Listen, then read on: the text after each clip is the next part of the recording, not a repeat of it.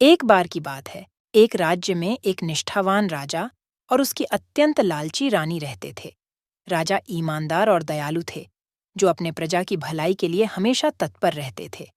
वहीं दूसरी ओर रानी को सोने चांदी और बहुमूल्य आभूषणों का बहुत लालच था।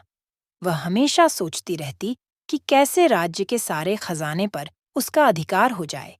एक दिन राज्य के एक दूर दराज के गांव में एक सिद्ध महात्मा के आने की खबर फैली। महात्मा जी के बारे में कहा जाता था कि वे जिसे भी आशीर्वाद देते, उसकी सारी मनोकामनाएं पूरी हो जातीं। रानी ने सोचा कि यह सुनहरा मौका है अपनी लालच को पूरा करने का। वह महात्मा जी से मिलने के लिए राजा को मनाकर उनके पास चली गई।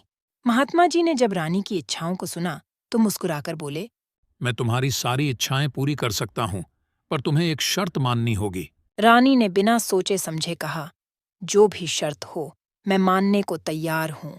महात्मा जी ने कहा, तुम्हें एक दिन का समय दिया जाएगा, जिसमें जो भी चीज तुम अपने हाथ से छू लोगी वह सोने में बदल जाएगी। रानी की आंखों में लालच की चमक आ गई। उसने महात्मा जी की शर्त को तुरंत मान लिया और अगले दिन का बेसब्री से इंतजार करने लगी। अगले दिन जब सूरज उगा, रानी ने अपने हाथों से महल के सभी बर्तन, फर्नीचर और आभूषणों को छूना शुरू किया। देखते ही देखते सब कुछ सोने में बदलने लगा। रानी की खुशी का ठिकाना न रहा। लेकिन अचानक ही रानी की नज़र अपने प्यारे बेटे पर पड़ी, जो उसके पास ही खेल रहा था। लालच में अंधी रानी ने उसे भी सोने में बदलने के लिए छू लिया। जैसे ही उसने अपने बेटे को छुआ, वह सोने की मूर्ति में बदल गया। रानी की खुशी तुरंत गहरे दुख में बदल गई। उसने अपने बेटे को वापस पाने के लिए बहुत रोया चिल्लाया, लेकिन सब व्यर्थ था। राजा ने यह सब देखा और तुरंत महात्मा जी के पास जाकर अपनी व्यथा सुनाई। महात्मा जी ने राजा की ईमानदारी और दयालुता को देखते हुए एक आखिरी बार रानी को मौका देने का फैसला किया। उन्होंने रानी से कहा, यह तुम्हारी लालच का परिणाम है।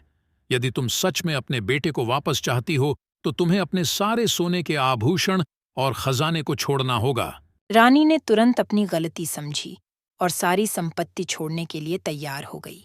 महात्मा जी के आशीर्वाद से उनका बेटा वापस सामान्य हो गया।